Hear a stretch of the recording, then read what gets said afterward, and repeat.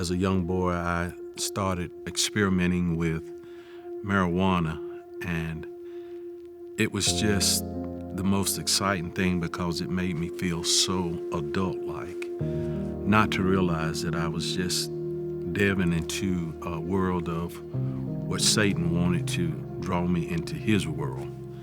As I began to grow, I even began to deal with cocaine and alcohol, chasing women, and all the things that comes with the drug scene. And what looks like fun was only a trap. And I had no idea of how entrapped I would be. As I became a teenager, I had some friends that were dear to me, and one friend and I was shoulder close walking, and he got shot and killed. So later on, you fast forward another year or so, and another good friend of mine and I were walking together, and he as well was shot and killed. And God is speaking to me to say, I'm trying to show you that this is not what I have for you. What I have is much greater than the smoking of the marijuana, the snorting of the cocaine, and dropping the Quaaludes. So what will it take for you to realize that I am saving you for my kingdom and what I have for you to do? And so I still didn't adhere to what God was saying. I wanted to make my own choices, and even in that, I was one night in a pool room and just hanging out, gambling, as I did. That was kind of my side hustle. And I was over the pool table when one of the guys come in and said, Travail, one of your buddies just got shot. And so I go back out, and the guy that I was hanging out with, riding with, had been shot and killed. So now we're three people dead, and God asks me again, what will it take? And I said, Lord, I hear you. And that's when I rededicated my life to Christ. And from that point on, my life began to take a different look, a different change, a different feel, and it was just so fulfilling. And so we fast forward from my 20s to my early 40s. I'm sitting at home and I have this awkward feeling in my throat, and it continued for an hour. And so my wife takes me to the hospital. They run some tests, and the doctor looks at me and said, Mr. Watkins, you will not be going home tonight. You will be staying with us.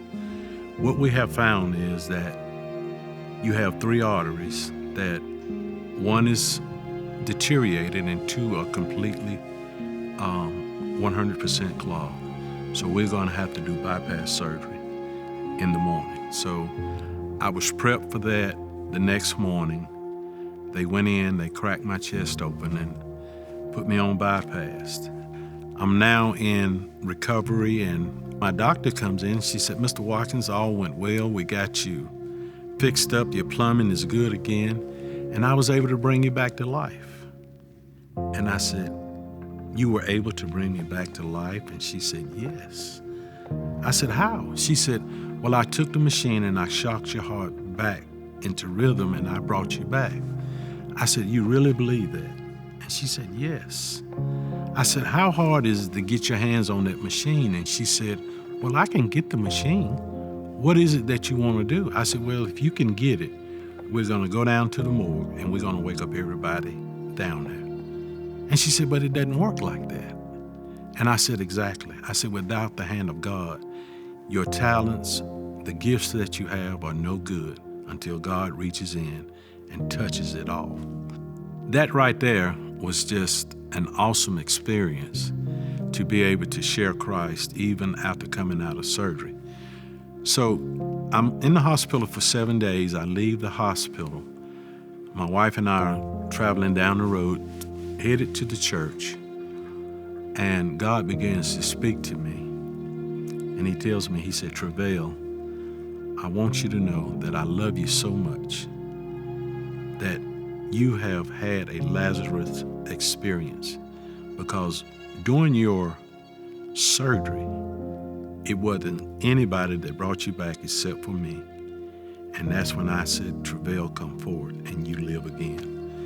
And so I began to cry and sob because it's just amazing at how we experience things and we try to credit man, but in all reality, it's God. In my stay at the hospital, I had a young lady to come in, and she was raised by the Klan, and she had married a man of color, and she was not able to share that with her family because they were still practicing the culture of Ku Klux Klan. And so we began to talk, and I asked her, did she know Jesus? And she said no. So I asked her to just please try to find her and the family a church that taught Jesus Christ. She found a church, but not only found a church, she gave her life to Christ. And she told me right before I left that she now has a family that accepts who she is, who her family is, and everything about her. And she is truly loved.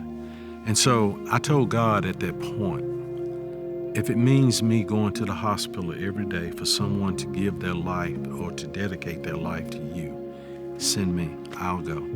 Because it's just that crucial. And I'm just thankful that I have a family that surrounds me at home, in the church, that just continuously prays for me and picks me up daily. And without it, I know I would be a lost soul. My name is Travell Watkins, and God has walked and showed up in my life. My life was changed